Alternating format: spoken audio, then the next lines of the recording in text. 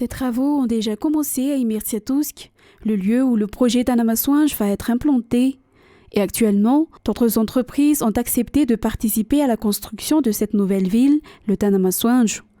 Seulement en 2 jours, durant le Forum national des investissements pour l'émergence de Madagascar, 7 entreprises sont convaincues et ont signé un contrat de partenariat avec le gouvernement malgache à travers le secrétaire d'État chargé de nouvelles villes et de l'habitat, Gérard Anjiamanoissou. Outre les investisseurs étrangers, 3 autres entrepreneurs malgaches vont participer à la construction de cette nouvelle ville. Ils prendront en charge la construction du marché de Tanamaswanj ainsi que la décoration de la ville. À part cela, il s'avère que de nombreux entrepreneurs sont encore intéressés par le projet Tanamaswanj. Cette nouvelle ville, un projet du président de la République, va être construite à Tsimapeumbi-Mirtiatousk, district d'Arivumam, sur un terrain d'environ 1000 hectares. Je crois que le plan émergence Madagascar, c'est un travail au long cours. Ce sont des initiatives, c'est une vision. Et puis maintenant, on en est au stade de la réalisation, très concrètement. Donc il faut que chacun se mobilise. Tout ne sera pas possible naturellement en quelques mois ou en quelques longues années, parce que cela va de soi, il y a des projets qui nécessiteront des financements, il y a des projets qui nécessiteront beaucoup de temps, je pense naturellement, et par exemple aux infrastructures routières naturellement. Et comme ambassadeur de France, j'ai eu la chance depuis mon arrivée récente dans le pays d'avoir des échanges très approfondis avec les autorités malgaches et singulièrement le président de la République, en lien aussi avec les bailleurs internationaux, en lien avec les partenaires internationaux, avec des questions, avec des réponses. Et la France, pour ce qui la concerne, participe déjà d'une certaine façon au développement de Madagascar par l'investissement de l'Agence française de développement, par l'investissement des entreprises françaises présentes à Madagascar et qui sont un des tout premiers investisseurs. Et donc nous allons continuer à participer à cet effort au bénéfice, parce que c'est ça l'essentiel, de la population malgache. Madagascar et le monde connaissent 2 crises exogènes, extérieures à Madagascar. D'abord la crise Covid, dont maintenant, je l'espère, nous sommes sortis. Et puis l'invasion de l'Ukraine par la Russie, qui fait augmenter les prix énergétiques, qui fait augmenter le prix du blé. Mais je crois que parce qu'il y a des crises, il ne faut pas empêcher le processus de réforme. C'est ça qui est indispensable. Le pays, mais Madagascar, comme tous les pays du monde, doit en permanence s'adapter, doit innover, doit réformer ses lois, sa méthode de gouvernance, doit se projeter dans l'avenir avec, en l'espèce, le plan émergence. Et je crois que c'est justement parce que le monde connaît des crises multiples qu'il faut se projeter dans l'avenir et donner une perspective à sa population. Parmi les secteurs qui ont ouvert le débat au CCIVAT aujourd'hui, le tourisme, c'est un des secteurs clés de l'économie du pays. Outre les recettes qu'il engendre, il crée de l'emploi pour plus de 1 500 000 personnes dans toute la grande île. Mais le secteur du tourisme malgache a été en difficulté durant la période de confinement. Néanmoins, actuellement, le secteur commence à se redresser et les vols commencent à reprendre. Ainsi, ce forum arrive à point nommé pour redresser au plus vite le secteur selon les opérateurs économiques, car tous les facteurs sont réunis pour que les opérateurs aient de la garantie pour que des investissements se présentent pour ces 2 jours. Les investisseurs viennent de partout, que ce soit les locaux que ceux internationaux. En 2 jours seulement, ils ont pu voir les secteurs où ils peuvent investir et pour la réalisation des projets pour le développement de Madagascar. Ces investisseurs sont convaincus que ce forum est la solution. Les objectifs ont été atteints à travers la tenue de ce forum national des investissements pour l'émergence de Madagascar. Le secteur privé est confiant, une réelle volonté de les soutenir et de les accompagner pour le redressement de l'économie malgache.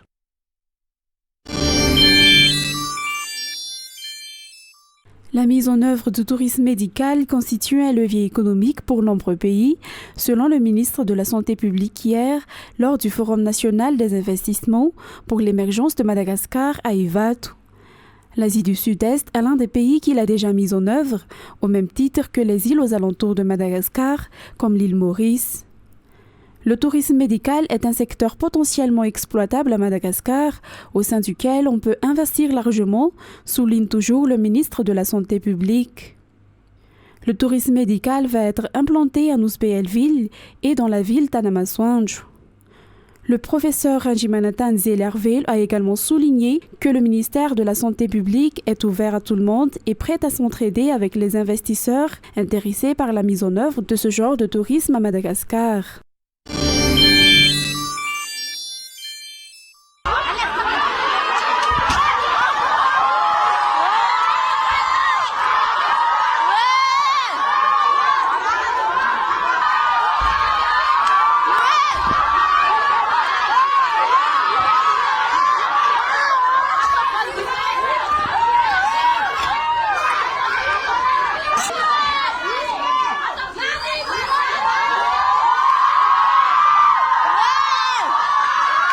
La Cité Rose est une propriété commune, mais c'est ainsi que se sont comportés de ces membres d'une association d'étudiants. Selon les informations recueillies par nos journalistes, ces derniers ont prévu de s'installer dans la salle de loisirs de la Cité Rose, mais ils n'ont pas eu d'autorisation du fait que cet immeuble est dédié uniquement aux étudiantes. Ainsi, ils ont osé porter la main sur ces étudiantes, car ces dernières n'ont pas également accepté cette situation selon les explications. De ce fait, la décision du CROA est attendue concernant cette Cité Rose R+3. Il est clair que les revendications de ces étudiants de la région sud n'est ni logique ni acceptable selon ces étudiantes. Environ 25 à 40 personnes par jour sont venues déposer leur dossier auprès de cette entreprise œuvrant dans la recherche de travail.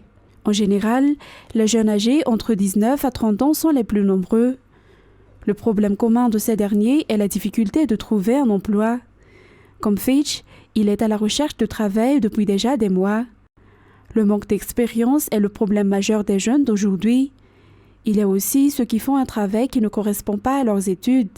C'est notamment le cas de Stéphanie. Actuellement, les emplois dans le secteur du commerce sont les plus recherchés selon les enquêtes. Selon les informations recueillies auprès de Météo Madagascar, le pays entrera dans la saison chaude et humide le mois de novembre. Les citoyens, comme Ads, se préparent dès maintenant à renforcer la toiture de leur maison et à curer les canalisations d'évacuation d'eau. Des mesures prises afin de prévenir les risques. Il est important que chaque propriétaire fasse un état de lieu de son habitation avant même que la saison des pluies n'arrive. La commune d'Alassour est également en train de se préparer actuellement pour faire face à cette saison pluvieuse. Depuis le mois de mars, cette commune a déjà commencé par le curage des canaux d'évacuation ainsi que des drains, déclare Adjian Tsujimi, maire d'Alassour. Des précautions s'imposent pour prévenir les inondations et éboulements.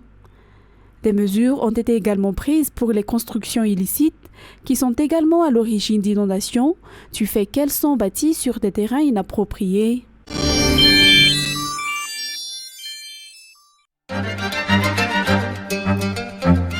Alors ce qu'on a essayé de créer avec la marque Opine, c'est surtout d'apporter quelque chose de neuf pour Madagascar, une nouvelle vision de la cuisine, de la maison dans son ensemble, puisque Opine fournit à la fois les cuisines, les dressings, les salles de bain, mais aussi des choses plus anodines comme les portes, que ce soit les portes intérieures, que ce soit les portes blindées, avec un certain gage de qualité. Aujourd'hui, le Made in China ne veut pas dire que c'est de l'entrée de gamme, ça veut aussi dire que c'est du haut de gamme. On a une large palette de possibilités qu'on peut offrir à tous nos clients, que ce soit des clients professionnels pour les projets architecturaux ou que ce soit les particuliers pour des cuisines plus sur mesure. Attention, aujourd'hui, le sur-mesure ne veut pas dire à l'échelle 1 ou une unité. C'est aussi permettre à des professionnels d'avoir ce qu'ils veulent, comme ils le veulent, dans la quantité qu'ils le veulent. Voilà. C'est ce que Opine essaye d'apporter. C'est ce qui n'était pas présent à Madagascar et c'est ce qu'ils ont voulu insuffler. C'est cette nouvelle vision de l'intérieur de la maison. Alors, le nouveau showroom Opine Madagascar se trouve au Victoria Plaza, à Antanimene, au 3e étage. C'est le lieu où vous vous trouvez actuellement. Pour tout ce qui est installation des cuisines, nous avons formé nos équipes depuis maintenant 7 mois, dans le plus grand secret. Nos équipes de dessinateurs, de concepteurs, de designers, pour pouvoir concevoir les cuisines que vous voyez autour de moi. mais aussi nos équipes de monteurs qui se sont entraînées à la fois sur les cuisines de showroom et aussi sur des cuisines type qu'ils ont pu monter en un temps record et qui sont maintenant prêts à attaquer le marché malgache. La grande force d'Opine, c'est qu'aujourd'hui, non seulement vous avez un design avant-gardiste venu directement d'Asie, des meilleurs designers européens travaillant pour la marque, mais aussi un cœur, que ce soit pour les cuisines, que ce soit pour les salles de bain, que ce soit pour les portes, qui est totalement européen lui aussi, car la marque Opine a racheté bon nombre de marques européennes, de tiroirs par exemple, de coulisses, de quincaillerie, si on veut détailler les choses, européennes et de très grande qualité. Aujourd'hui, Opine, c'est une coque chinoise avec un cœur européen. La grande force de notre franchise Opine, c'est aussi d'offrir un service que les gens n'avaient pas avant. Avant, ils étaient obligés de se déplacer, d'aller ailleurs pour trouver ce type de produit, cette qualité de produit. Aujourd'hui, avec notre franchise, ils ont le même service, quasiment à domicile. Nos équipes sont complètement dédiées à leur future maison, que ce soit pour les cuisines, les salles de bain, la totalité de l'intérieur de leur maison.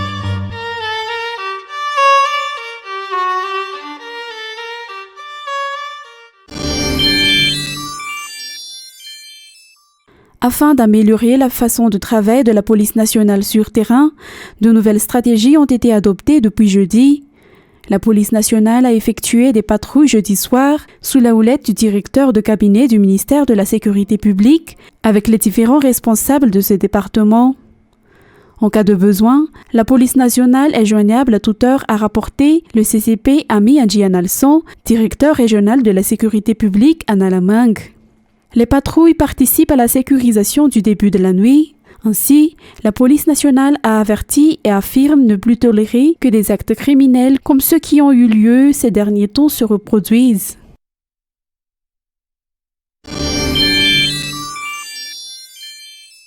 Alors oui, c'était la dernière ligne droite avant le second tour. Et encore une fois, le ton était extrêmement agressif entre les deux principaux rivaux, Luiz Inácio Lula da Silva et Jair Bolsonaro. Les deux candidats qui effectivement n'ont cessé de s'insulter, de se traiter mutuellement de menteurs. Mais finalement, il n'y aura pas eu tant de réelles propositions que ça. Les deux candidats n'ont pas vraiment parlé de leur programme, mais ont plus passé leur temps à rappeler leur bilan respectif et à s'attaquer mutuellement. D'un côté, Bolsonaro a de nouveau attaqué Lula concernant la corruption. C'est le principal argument de la droite envers la gauche. Et Lula, quant à lui, a mis Jair Bolsonaro face à son bilan, face à des chiffres accablants, rappelant le bilan de la pandémie de Covid-19 et le nombre de morts, la faim qui touche désormais 33 millions de Brésiliens. Mais effectivement, les candidats n'auront pas vraiment fait de réelles propositions. Alors en tout cas, l'enjeu de ce dernier débat avant le deuxième tour était plutôt non pas de convaincre les partisans des deux candidats, mais plutôt de convaincre les 20% de Brésiliens qui se sont abstenus lors du premier tour. 20% d'abstention, c'est énorme dans un pays où le vote est obligatoire de 18 ans à 70 ans.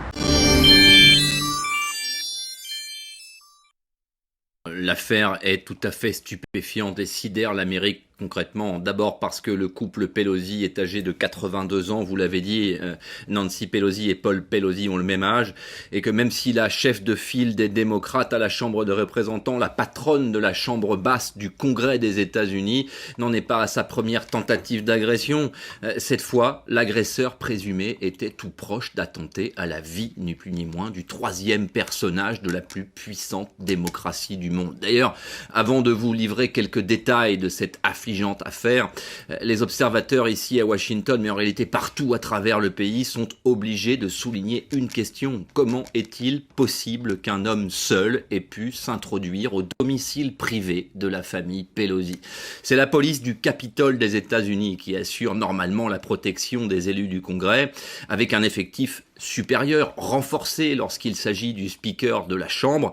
L'homme de 42 ans, très rapidement identifié après son interpellation, l'agresseur présumé, s'est tout simplement introduit dans la maison en empruntant la porte de derrière. Son intention était clairement de s'en prendre à Nancy Pelosi, évidemment. Il criait même son nom avant d'être confronté à son mari et de le frapper à la tête avec un marteau. L'homme de 82 ans souffre d'une fracture du crâne, une blessure grave, mais a très rapidement été pris en charge par les services de secours. La police de San Francisco est, selon les premiers témoins, arrivée sur les lieux extrêmement rapidement, quant à elle, au point de presque parvenir à s'interposer entre l'agresseur et la victime. D'abord, la porte-parole de l'armée ukrainienne dans le sud du pays, Natalia Humaniuk, m'a dit hier qu'elle ne pense pas que cette évacuation soit réellement terminée, puisqu'il y avait bien plus de personnes encore en ville à Kherson avant le début de cette évacuation que le nombre affiché de 60 000 que les Russes affirment avoir évacué. Clairement, il y a encore des gens dans la ville. Il y avait des signaux alarmants venant des habitants de Kherson qui disaient que des occupants russes venaient leur dire que s'ils n'acceptaient pas de partir, ils pourraient être considérés comme des agents de l'ennemi, un langage bien sûr menaçant de la part des Russes. Difficile bien sûr d'affirmer avec certitude combien de personnes restent dans la ville à Kherson, même si les autorités ukrainiennes assurent qu'ils savent combien ils sont, juste ils ne veulent pas le publier. Les Ukrainiens gardent encore cette stratégie de dire le moins possible et parfois de dire des choses contradictoires sur ce qui se passe dans la région de Kherson et sur leurs attentes de ce que les Russes pourraient préparer. Mais une théorie qui a été avancée ces derniers jours, c'était avancé par d'autres porte-paroles militaires ukrainiens, c'était que les Russes pourraient peut-être préparer la destruction de quartiers entiers de Kherson, faire exploser les blocs d'appartements dans une sorte de stratégie de la terre brûlée.